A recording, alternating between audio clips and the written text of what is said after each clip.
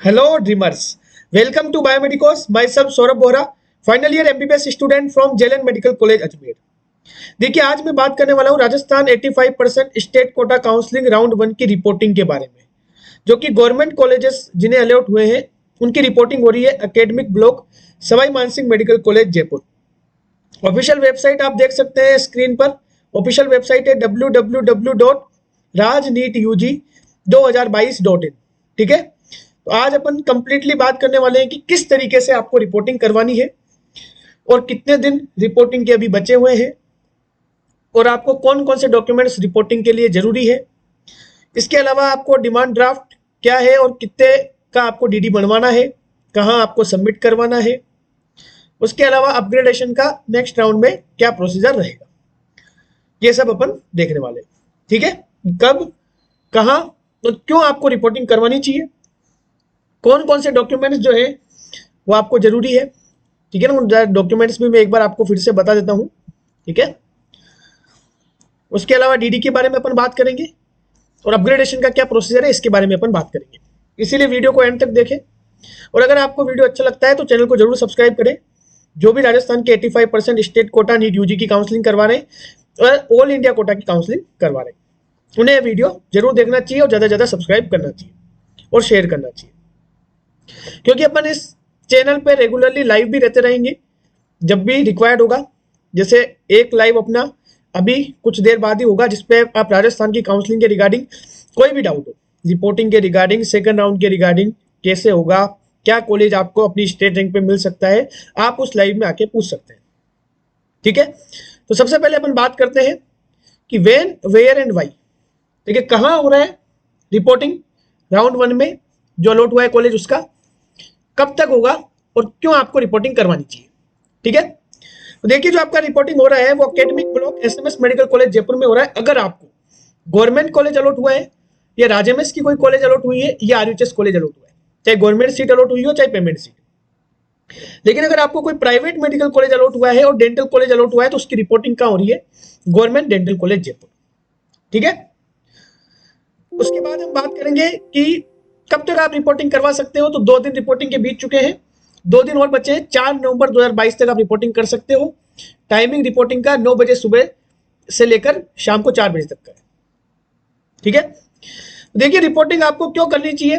अगर आपको सपोज करो कि राउंड 1 में कोई कॉलेज मिल गया, अगर आपको राउंड 1 में कोई कॉलेज मिल गया तो अगर आप रिपोर्टिंग कर देंगे, अगर आप रिपोर्टिंग कर देंगे, देखो आपको बेनिफिट ये होने वाला है कि आपको फिर ऑफलाइन राउंड में कोई दिक्कत नहीं रहेगी। आपके पास सारे डॉक्यूमेंट आपके सबमिटेड है।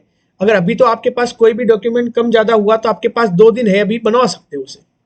ठीक है ना, आप उसे बनवा सकते हो ताकि आपको सेकंड राउंड में आपका डॉक्यूमेंट वेरिफिकेशन फिर वापस से नहीं होगा। आपका डॉक्यूमेंट वेरिफिकेशन एक बार हो चुका है, वो डॉक्यूमेंट अपने आप आपको सेकंड राउंड में जो भी कॉलेज मिलेगा उसमें ट्रांसफर हो जाएगी। तो आपको अलग से वापस से सेकंड राउंड में ये डॉक्यूमेंट ऑफलाइन लेके जाने की जरूरत नहीं रहेगी, क्योंकि वहां पे अगर कोई भी डॉक्यूमेंट कम होता है तो हो सकता है कि आपका ऑफलाइन राउंड में अलॉटमेंट कैंसिल कर दिया जाए। इसीलिए फ्रेश अलॉटमेंट की बजाय अगर आपको कॉलेज मिला है तो मेरे अकॉर्डिंग आपको रिपोर्टिंग कर देनी चाहिए, अगर आपको राजस्थान में ही कॉलेज चाहिए तो। और रिपोर्टिंग करने के बाद फिर आपको अपग्रेड करवाना चाहिए सेकंड राउंड में। लेकिन अगर आपका प्लान ये है कि मुझे ऑल इंडिया कोटा के सेकंड राउंड से कॉलेज लेनी है, कोई एम्स लेना है या फिर किसी दूसरे स्टेट का मेडिकल कॉलेज चाहिए, राजस्थान के कॉलेजेस की फीस बहुत ज्यादा बढ़ चुकी है इसलिए किसी दूसरे स्टेट में आप लेना चाहते हैं, तो अगर आपको राउंड 1 में कॉलेज मिल गया फिर भी आप रिपोर्टिंग मत करें, वरना आपको डॉक्यूमेंट वापस निकलवाने के लिए जाना पड़ेगा, वापस आपको डॉक्यूमेंट लेने पड़ेंगे ऑल इंडिया कोटा के राउंड 2 में सबमिट करवाने के लिए। लेकिन अगर राजस्थान में कॉलेज चाहिए तो पहले आपको रिपोर्टिंग करनी चाहिए ताकि आपके डॉक्यूमेंट कम ज्यादा हो, जो भी हो यहाँ वेरीफाई हो जाए राउंड 1 में ही, और उसके बाद फिर आप आराम से अपग्रेडेशन के लिए जा सके। आपको डॉक्यूमेंट फिर बाद में सेकंड राउंड में ऑफलाइन लेके नहीं जाने पड़ेंगे। ठीक है, उसके बाद अपन अब बात करेंगे कि कौन कौन से डॉक्यूमेंट रिक्वायर्ड है जो आपको ले जाने चाहिए काउंसलिंग में रिपोर्टिंग करवाते वक्त। तो सबसे पहले आप ये ध्यान रखें कि हर एक डॉक्यूमेंट का आपके पास 5-5 फोटोकॉपी, मिनिमम 5 फोटोकॉपी तो होना ही चाहिए, ये जरूरी है। 2 या 3 वो सबमिट कर सकते हैं, 1-2 आपके पास होना चाहिए। और अपने सारे डॉक्यूमेंट्स का एक पीडीएफ भी बना लीजिए कैम स्कैनर से अपने फोन में, ताकि वो हमेशा आपके पास प्रिजर्व रहे। इसके अलावा आपने कौन कौन से डॉक्यूमेंट सबमिट करवाए हैं, इन सारे डॉक्यूमेंट्स का आपको रिपोर्टिंग की डेस्क पर चेक लिस्ट भी देना पड़ेगा कि हमने कौन कौन से डॉक्यूमेंट्स आपने जमा करवा दिए हैं, उनमें यस नो लिख के आपको चेक लिस्ट भी वहां डिपॉजिट करवाना पड़ेगा। ठीक है, तो कौन कौन से डॉक्यूमेंट देखो आप लेके जाने, तो आप देख सकते हैं, एक है आपके पास नीट 2022 का स्कोर कार्ड, जिसे हम रैंक लेटर भी कह सकते हैं, 12th की मार्कशीट, 11th क्लास की मार्कशीट, उसके अलावा आपकी 10th क्लास की मार्कशीट और उसका सर्टिफिकेट जो आपका डेट ऑफ बर्थ का प्रूफ है, ट्रांसफर सर्टिफिकेट, इसके अलावा सबसे इंपॉर्टेंट आपको अलॉटमेंट लेटर जो ऑनलाइन प्रिंट हुआ है, जो आपको राउंड 1 में कॉलेज मिला है उसका, माइग्रेशन सर्टिफिकेट और character certificate from last attend school, जो लास्ट आपका स्कूल था उससे आपको कैरेक्टर सर्टिफिकेट भी लेके जाना है। ठीक है, उसके बाद अपन बात करते हैं, सबसे इंपॉर्टेंट डॉक्यूमेंट आपको लेके जाना है डोमिसाइल सर्टिफिकेट। ठीक है, डोमिसाइल सर्टिफिकेट आपको लेके जाना है कि आप राजस्थान के मूल निवासी है, ये सर्टिफिकेट आपको लेके जाना है। पासपोर्ट साइज फोटोग्राफ लेने चाहिए, वैसे मिनिमम 4 है, लेकिन आप कम से कम 10 फोटो लेके जाए, वैसे मिनिमम 4 रिक्वायर्ड है। ठीक है, उसके बाद आपको अपने फोटो आईडी में ड्राइविंग लाइसेंस हो सकता है, पेन हो सकता है, आधार कार्ड हो सकता है, वोटर आईडी हो सकता है। ज्यादातर लोग आधार कार्ड ले जाते हैं, तो आपको उसकी ओरिजिनल भी ले जानी है, फोटोकॉपी भी कम से कम 5 फोटोकॉपी लेके जानी है। अगर आपका कास्ट सर्टिफिकेट आपका वैलिड है, एससी के हो आप या एसटी कैटेगरी के हो, एमबीसी, ओबीसी या ईडब्ल्यूएस के हो, तो आपको कास्ट सर्टिफिकेट भी ले जाना है, लेकिन वो कास्ट सर्टिफिकेट 12 सितंबर 2020 के बाद या उससे पहले इशू होना चाहिए। मतलब 12 सितंबर 2020 के दिन या उसके बाद ही इशू हो, उससे ज्यादा पुराना नहीं होना चाहिए। और ईडब्ल्यूएस का आपको अलग से सर्टिफिकेट ले जाना है जो इस फाइनेंशियल ईयर के लिए एप्लीकेबल हो, 2022-23 के लिए, इस ईयर के लिए, फाइनेंशियल ईयर के लिए, इस फाइनेंशियल ईयर के लिए एप्लीकेबल ईडब्ल्यूएस सर्टिफिकेट आपको लेके जाना है।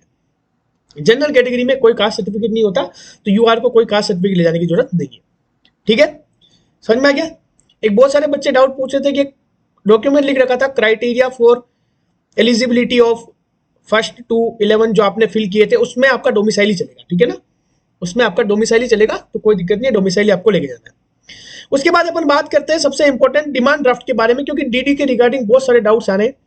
तो देखिए, ये डाउट्स इसीलिए आ रहे हैं क्योंकि कॉलेज इंफॉर्मेशन जो शीट्स हैं, कॉलेज इंफॉर्मेशन शीट्स वो आ चुकी है ऑफिशियल वेबसाइट पे, कॉलेज इंफॉर्मेशन शीट्स आ चुकी है। तो आप वहां से चेक कर सकते हैं कि आपको डीडी किसके नाम पे बनवाना है, किसके फेवर में बनवाना है।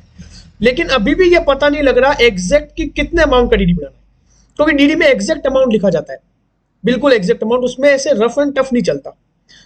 और ये अभी तक ऑफिशियल वेबसाइट के थ्रू क्लियर नहीं हो पा रहा।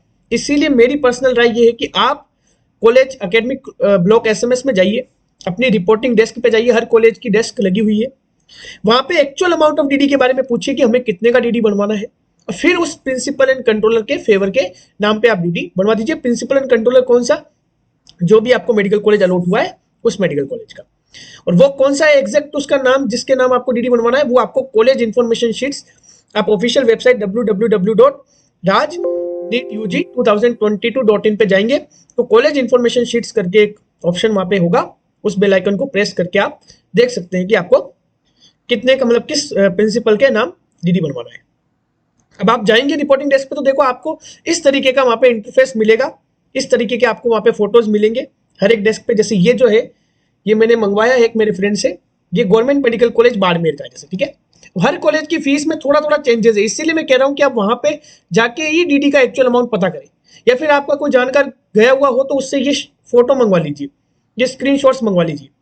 यहाँ पे आप देख सकते हो जैसे ट्यूशन फीस, ये जीएमसी बाड़मेर का है, ट्यूशन फीस है 60,800। एकेडमिक फीस में सब आ गए, आपकी एडमिशन फीस आ गई, स्पोर्ट्स एंड एकेडमिक फंड आ गया, और नॉन रिफंडेबल सिक्योरिटी आ गई। इसमें देखो 17,700, 14,700 और 7,500, ये सब मिला के है 1,07,000। ये 1,07,000 का अमाउंट का डीडी बनवाना है। किन किन को बनाना है ये, तो ये देखो जनरल कैटेगरी का हो, ओबीसी का हो और एमबीसी का हो, इनका बॉय है तो उसको ये इतने अमाउंट का बनाना है। ठीक है ना, बाकी गर्ल्स के लिए ट्यूशन फीस पे रिबेट है। ठीक है, किसी भी कैटेगरी की हो, एससी एसटी, उनमें भी रिबेट है। पर अब ये क्लियर नहीं है कि ये नए कॉलेजों में है, पुराने कॉलेजों में है, कुछ कुछ कॉलेजेस में है, कुछ कुछ कॉलेजेस में नहीं है। कुछ कुछ कॉलेजेस में क्या हो रहा है कि सिर्फ ट्यूशन फीस का ही डीडी मांग रहे हैं। तो इसीलिए मैं आपको ये कहना चाहता हूँ कि जैसे ये बाड़मेर का इन्फॉर्मेशन है, वैसे हर एक मेडिकल कॉलेज का इन्फॉर्मेशन वहां पे लिखा हुआ है, तो आप वहीं पे जाके पता कीजिए कि एग्जैक्ट कितने अमाउंट का डीडी बनेगा। मैनेजमेंट सीट का आप देख सकते हैं कितना है टोटल, तो 8,66,800 रुपए, ये आपका डीडी इन्फॉर्मेशन है बाड़मेर का। इस तरीके से आप और भी देख सकते हैं, मैं एक दो स्क्रीनशॉट आपको और दिखा देता हूँ। ये देखिए, आप सिरोही का देख सकते हैं, सिरोही का गवर्नमेंट सीट अगर आपको मिली है तो ट्यूशन फीस है देखिए 60,800 रुपए, और अगर मैनेजमेंट सीट मिली है तो 8,26,900। तो देखिए सिरोही की आप मैनेजमेंट सीट की फीस है 8,26,900। ठीक है, सिरोही वालों को मैनेजमेंट सीट में इतना डीडी जमा करवाना है, जबकि बाड़मेर में 8,66,800 का करवाना है। ठीक है ना, तो 100 रुपए का फर्क आ रहा है। ऐसे थोड़ा बहुत चेंजेस है, हर कॉलेज में है। ठीक है ना, ज्यादातर की सेम होगी पर थोड़ा बहुत चेंजेस है, इसीलिए कोई दिक्कत नहीं हो। तो आप क्या करें, 8,26,900 का ईयर, वो कितने का, 8,66,000 का है। तो सब अपना अपना डीडी अलग से मंगवा रहे हैं, इसलिए आप वहां जाके पता कीजिए फिर डीडी बनवाइए। जैसे ये जीएमसी कोटा का आप देख सकते हैं, अगर देखिए आप बॉयज हैं, जनरल ओबीसी एमबीसी, तो देखिए आपको 1,08,200 सबमिट करवाने हैं, इतने का डीडी बनवाना है। आप किसी भी कैटेगरी की गर्ल्स हैं या एससी एसटी और ईडब्ल्यूएस के बॉयज हैं तो आपको 47,400 का डीडी जमा करवाना है। ठीक है, तो आप पहले जाइए वहां पे रिपोर्टिंग डेस्क पे, पूछिए कि हमें कितने का डीडी बनवाना है, किनके फेवर में बनाना है। जैसे ये देखिए principal and controller government medical college Kota, इनके फेवर में बनवाना है। जैसे हर एक रिपोर्टिंग डेस्क पे लिखा हुआ है, देखो यहाँ पे देख सकते हो आप, लिखा हुआ है कि principal and controller government medical college Sirohi, इनके नाम पे बनाना है। ठीक है, तो देखो डीडी कैसा बनेगा आप देख सकते हो, एक फोटो में दिखा देता हूँ आपको। इस तरह का डीडी बनेगा। देखो ये principal and controller government medical college Sirohi, आपके बैंक से बनवाना पड़ेगा आपको। ठीक है, कितने का है, ये पेमेंट सीट का डीडी है, तो 8,26,900 का डीडी है। ठीक है, फिर यहाँ पे ये सिग्नेचर वगैरह हो जाएंगे, इस तरह का डीडी बनेगा। और आप इस डीडी की भी 4-5 फोटोकॉपी लीजिए। तो डीडी बनवा के लाए आप, इसकी भी 4-5 फोटोकॉपी आपको लेनी है। पहले आपको वहां जाके पूछना है कितने का अमाउंट का डीडी बनाना है, किसके फेवर में बनाना है। फेवर की डिटेल तो college information sheets official website पे भी आ रखी है, लेकिन कितने अमाउंट का बनाना है ये आपको वहीं पे जाके एग्जैक्ट अमाउंट पता करना पड़ेगा। ठीक है, इस डीडी की भी आपको 4-5 फोटोकॉपी रखनी है। क्यों रखनी है आपको, क्योंकि आप अपग्रेडेशन का मैं आपको प्रोसेसर बताने वाला हूं। तो अपग्रेडेशन का प्रोसेसर कोई स्पेशल प्रोसेस नहीं है, अपग्रेडेशन में ऐसा कुछ नहीं है कि कोई स्पेशल कोई बड़ा टास्क है। अपग्रेडेशन नाम की वैसे कोई चीज होती भी नहीं है। बस ये है कि सेकंड राउंड में अगर आपको कोई सीट दूसरी वैकेंट है आपकी रैंक पे तो वो आपको मिल जाएगी, इसलिए इसका कोई स्पेशल प्रोसेस नहीं है। आपको डायरेक्टली ऑफलाइन राउंड 2 में अपने मेरिट का एक स्लॉट आएगा, ये इन्फॉर्मेशन कंप्लीट वेबसाइट पे आएगी, तो उस स्लॉट के अकॉर्डिंग आपको वहां पे जाना है। और वहां पे आपको क्या लेके जाना है, तो आप देख सकते हैं जब सेकंड राउंड होगा पूरा मैं प्रोसेस समझा दूंगा, लेकिन वहां पे सिर्फ आपको फर्स्ट राउंड का अलॉटमेंट लेटर, जो डीडी अभी आपने सबमिट करवाया उसकी फोटोकॉपी, देखो ये आपने डीडी, जैसे सपोज करो ये डीडी सबमिट करवाया तो इसकी आपको फोटोकॉपी लेके जानी है वहां पे। ठीक है, इसकी फोटोकॉपी के अलावा आपको क्या लेके जाना है, आधार कार्ड की फोटोकॉपी और एक एंट्री टिकट पब्लिश होगा, वो एंट्री टिकट लेके जाना है। ठीक है, और अगर आपकी सीट अपग्रेड हो जाती है, आपको कोई दूसरे कॉलेज मिल जाता है, जैसे आपको पहले सिरोही मिला हुआ है एग्जाम्पल के लिए, और फिर आपको जैसे भरतपुर मिल जाता है, तो आपको क्या होगा कि सिरोही का डीडी मिल जाएगा, आप बैंक में ले जाइए, इससे फिर से आपके अमाउंट में वापस अकाउंट में पैसे आ जाएंगे, ये कुछ डीडी चार्जेस कटेंगे, और फिर उसके बाद आप वापस से भरतपुर के डीडी बनवा सकते हैं और वो सबमिट करवा सकते हैं। और हो सकता है सेम फीस हो तो डीडी उसी में एडजस्ट हो जाए, ये फिर डिपेंड करता है पूरा काउंसलिंग अथॉरिटी पे। ठीक है, तो अब मेरे अकॉर्डिंग आपके सारे डाउट्स क्लियर हो चुके होंगे। वीडियो अगर आपको अच्छा लगा हो तो चैनल को जरूर सब्सक्राइब करें। Thanks for watching the video, please like share and subscribe the channel. ठीक है, और मिलते हैं अपन फिर लाइव में। कोई भी डाउट हो तो आप वहां पे पूछ सकते हैं।